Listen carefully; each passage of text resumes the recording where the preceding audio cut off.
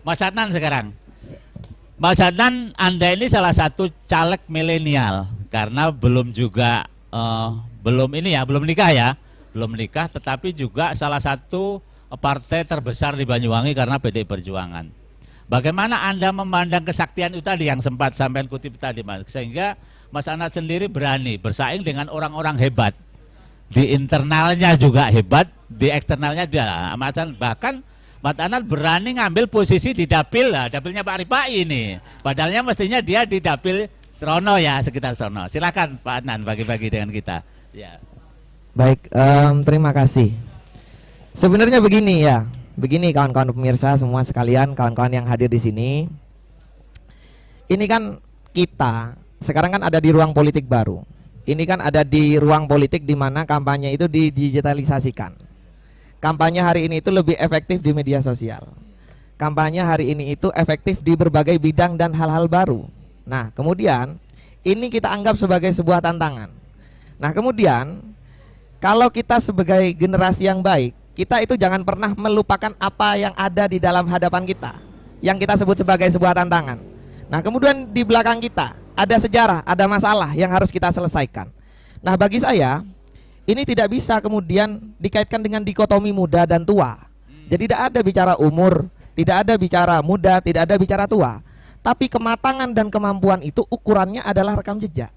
Jadi bukan bicara kemudian umur sekian, terus kemudian mampu, terus kemudian senior A berpartai sudah sekian tahun dan seterusnya. Tapi di medsos hari ini ramai sekali ya itu ya. Ya. Jadi dikotominya luar biasa itu ya. Yes. Makanya kan kemudian ke depan ini kan harapannya itu berangkatnya pendidikan dan juga pemilihan politik itu berdasarkan rekam jejak yang pertama. Yang kedua adalah intensitas turun ke masyarakat. Nah, hari ini saya di dalam internal tim kami, ikhtiar kami itu adalah silakan jenengan semua cross check di sosial media kita. Itu lengkap. Di sosial media Instagram, Facebook, TikTok dan sebagainya. Gerakan-gerakan politik, gerakan-gerakan program dan pendampingan kita ke masyarakat kita dokumentasikan dengan baik, kita sampaikan dengan baik di media teknologi. Untuk apa? Agar kemudian jadi kontrol.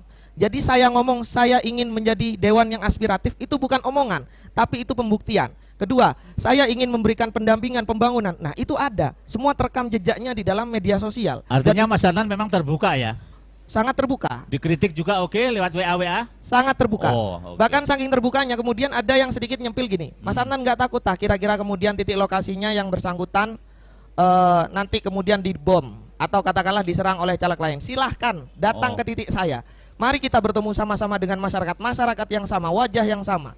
Kalau kemudian kita bertemu di lapangan, saya kembalikan lagi kepada masyarakat. Silahkan masyarakat cocok dengan calon dan legislatif yang seperti apa. Vetonya ada di masyarakat ini ya. Jadi kita siap berhadapan-hadapan dengan calon lain dalam rangka menawarkan gagasan. Termasuk dengan Mbak Vicky juga siap ini ya? Siap semua.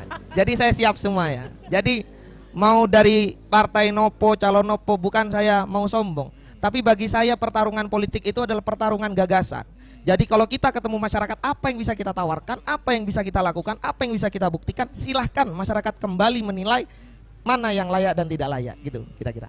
Artinya bahwa Mas Adnan kepemimpinan itu tidak boleh kemudian kebiahuyah ya? Yes. Kalau penilaian Mas Adnan terkait dengan apa yang disampaikan Pak Kurti tadi bahwa 50 anggota dewan senior kita, katakanlah seperti itu, perilakunya dong butuhe ke bawah. Nah, apakah kemudian anak-anak muda ini kemudian akan meniru seperti itu? Nah, seperti apa Mas Adnan melihat teman-teman? Ini evaluasi aja, evaluasi kepemimpinan lah. Jadi begini Mas Samsul. Saya itu sudah aktif di organisasi mahasiswa, kurang lebih 4 tahunan. Saya kemudian aktif di organisasi gerakan, kurang lebih 4 tahunan. Kita advokasi di masyarakat di berbagai desa yang terpencil, yang terpelosok juga kurang lebih 4 tahunan. Dan itu kami tidak ada tendensi untuk nyalek. Kalau saya ada tendensi untuk nyalek, kenapa saya nggak nyalek di tanah sengketa atau tanah yang kita dampingi? Nah, ini kan bukti konkret bahwa kita turun ke masyarakat, kita belajar, kita berproses, kita mencari pengalaman, kita berhadapan-hadapan dengan masyarakat, menyerap semua ilmunya, menyerap semua permasalahannya. Jadi kalau kita bicara 50% ini kan ukurannya data. Nah, data kan harus ada pembuktiannya. Pembuktiannya kan harus ada terbilangnya, kira-kira kemudian yang bersangkutan terbukti begini. Nah, bagi saya tidak benar kalau kita klaim bahwasanya ada anggota yang tidak benar, ada anggota yang benar. Nah, ukuran benar nih apa sebenarnya? Nah, bagi saya ke depannya ayo kita perbaiki. Pertama, kita kembalikan lagi kepada DPR itu fungsinya apa? Fungsi 3 itu. fungsi legislatif, fungsi monitoring, fungsi budgeting. Nah, kemudian diterjemahkan di dalam bentuk record, di dalam track record. Nah, insya Allah Partai PDI Perjuangan, khususnya di Kabupaten Banyuwangi, pembangunannya semua konkret dan tidak hanya sekedar 1 tahunan, 2 tahunan, 3 tahunan, 5 tahunan. Ini makanya kemudian PDI Perjuangan dipercaya oleh masyarakat Banyuwangi dan jadi partai pemenang di Kabupaten Banyuwangi. Oke, tepuk tangan yang meriah untuk Mas Anan. Ya.